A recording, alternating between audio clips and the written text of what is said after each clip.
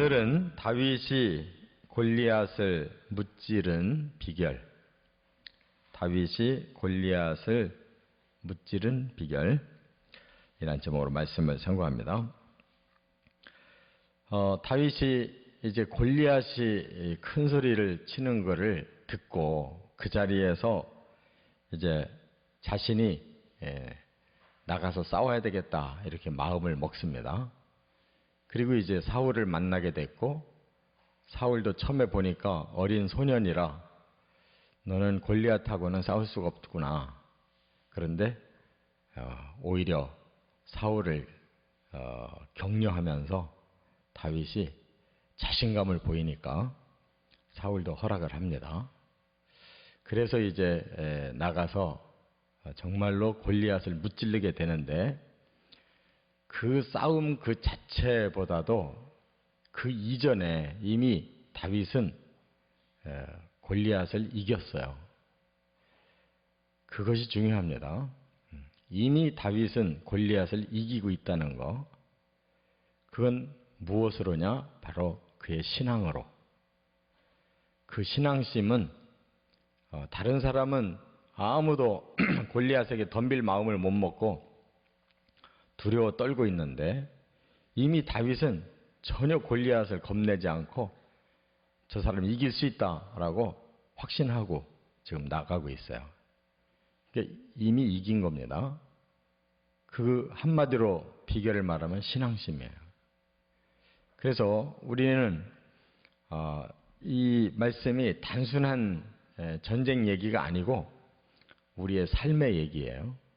우리 삶도 영적 전쟁도 있고 삶의 치열한 경쟁도 있고 또 선악간에 많은 그런 싸움이 있지 않습니까? 갈등이 있어요. 어떻게 그걸 대처하고 이겨내야 되느냐? 신앙심입니다.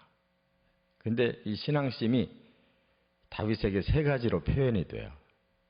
우리에게도 이게 꼭 필요한 거예요. 어떤 일을 하든지 바로 이 신앙의 힘이 우리에게서 일어나야 되는데, 다윗은 세 가지가 나왔어요. 첫째, 25절부터 30절까지 보면 다윗의 의분, 의로운 분노. 이것이 다윗을 골리앗 앞에서 나가게 한 거예요. 골리앗이 그렇게 큰 소리 칠 때 사울 왕부터 이스라엘 모든 군사들이 꼼짝 못하고 떨고 있는데 다윗은 떨리질 않은 거예요. 그러면서 여기 26절에 아주 중요한 말을 해요. 26절에 할례받지 않은 블레셋 사람이 누구이기에 살아계신 하나님의 군대를 모욕하겠느냐 이렇게 말해요.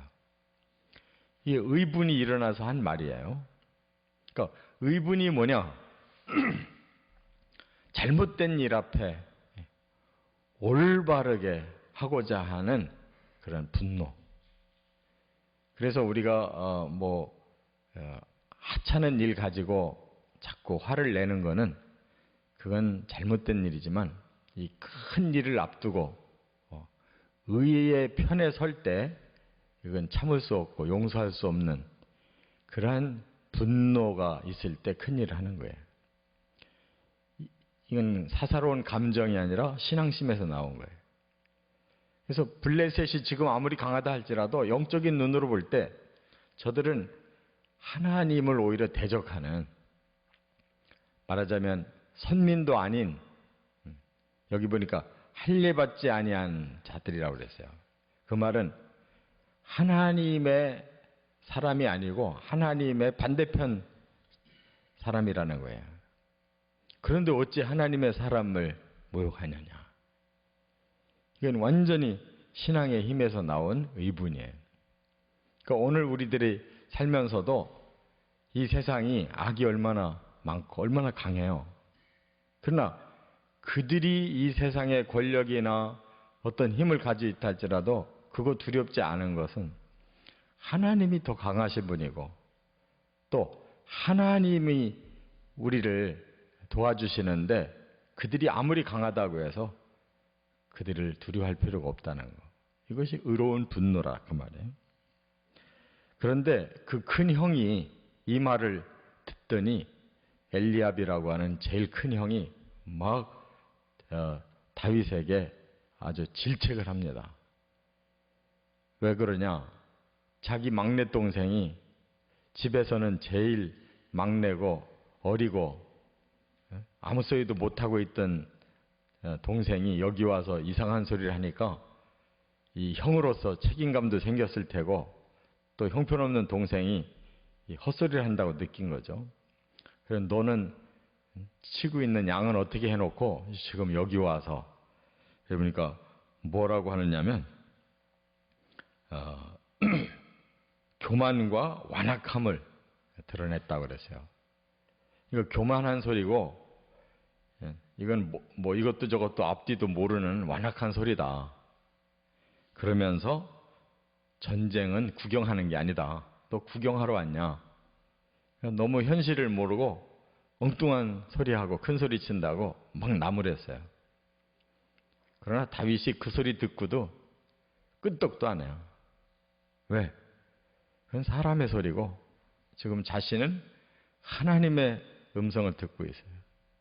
하나님의 사람들이 이 할례받지 못한 자들 앞에서 어떻게 이렇게 쫄고 있냐 그 말이죠. 이런 의분이 우리 앞에 놓여있는 어려운 문제들을 뚫고 나갈 수 있는 힘입니다. 두 번째, 31절부터 36절에 보면 다윗의 용기를 볼 수가 있어요. 용기.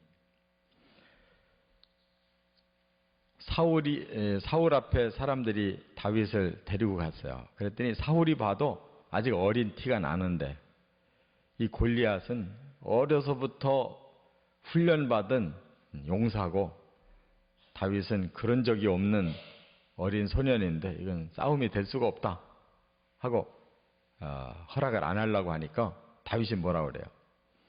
내가 양을 치다가 사자나 곰들이 달라들어서 양을 죽이려고 그러면 내가 그들을 쳤습니다. 그들이 다시 일어나면 내가 그들의 수염을 붙잡고 패대기를 쳐서 죽였다는 거예요. 그러니까 지금 골리앗이 아무리 세다 할지라도 내가 사자와 곰을 때려잡은 사람인데 내가 지지 않습니다. 이렇게 대답하는 거예요. 대단한 용기죠.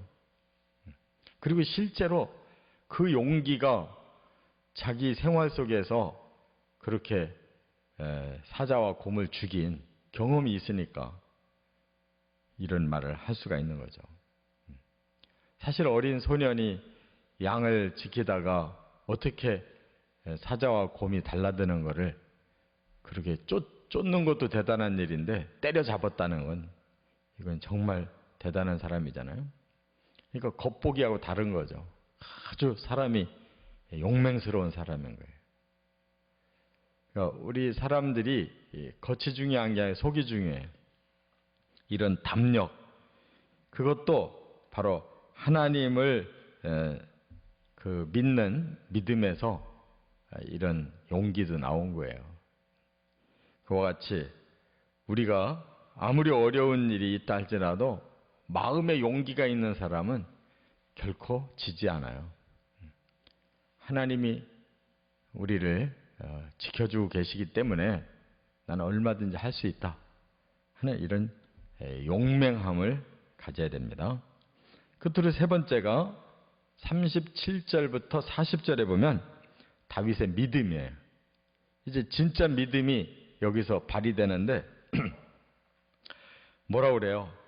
사자와 곰의 발톱에서 건져내신 하나님이 골리앗의 손에서도 건져내실 것을 믿습니다 하고 고백을 해요. 자기 자신의 생명을 하나님께 맡기는 거예요. 사자와 곰의 그 발톱에서 건져내신 하나님, 지금까지 체험했잖아요. 그 하나님이 지금 골리앗의 손에서도 자기를 건져주실 거라고 믿는 거예요. 전폭을 하나님께 다 맡겨요. 이게 믿음이에요. 그렇게 하고 이제 전쟁을 나가게 되는데 사울 왕이 자기 갑옷을 노투고와 갑옷을 입혀주고 칼을 주니까 도저히 맞질 않는 거예요. 그래서 오히려 평소에 양칠 때 쓰는 도구만 가지고 가는데 하나가 막대기고 하나는 물매, 이 새총 같은 거 또 이렇게 빙빙 돌렸다가 던지면은 멀리 날아가는 이런 물맷돌 5개만 주워가지고 나갔다는 거예요. 그것도 대단한 믿음이죠. 그것도 무기라고 하나님 믿고 나가서 그거 가지고 싸워 이기겠다 이렇게 생각한 거예요. 그러나 정말로 물맷돌 하나 가지고 이겼잖아요. 하나님이 나를 건져주실 거다. 나와 함께 하실 거다. 이렇게 전폭을 하나님께 맡긴 이런 믿음이 그대로 이루어졌어요. 그래서 이런 믿음은 머리로 나오는 게 아닙니다. 가슴에서 울려 나오는 거죠. 의분도 용기도 하나님께 전폭을 맡기는 믿음도 다 가슴에서 확신 속에 나오는 거예요.